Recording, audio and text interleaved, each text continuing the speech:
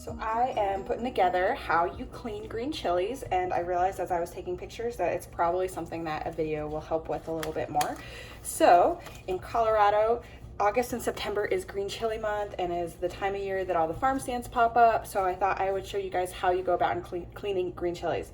So they come in a big plastic bag. This is my sink, so this is gonna leaven it over the sink since it drips a little bit. They come in a big plastic bag. You buy them by the bushel. They roast them up, they toss them in a plastic bag, and then you have to take them home. So when you get them home, they look like, let me find a good example of one. They look like this. So they're like all burnt. I have rubber gloves on because they are very spicy, and if you don't wear rubber gloves, you will feel it later. It will be in your cuticles and it will not be a great experience. So they're roasted. You can kind of see how flame roasted they are. And then the way you clean them is you let them sit so that they stay in the bag overnight. It's called sweating, and it helps make the skin separate from the actual pepper.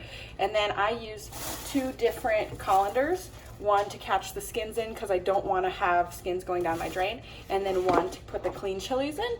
So this is my clean chili bowl. You can see these are the ones that are already cleaned up. But so I take my chili and then I'm going to run it under water real fast. This is what it looks like right now. So all sorts of burnt. And then I don't put like a full faucet on. I just like drip the water because otherwise it'll tear the chili apart because they're really soft and slippery. And so you just let the water help you peel the skin off, and then I just toss the skin into my bowl for the skins. But then when it's done, it looks like this.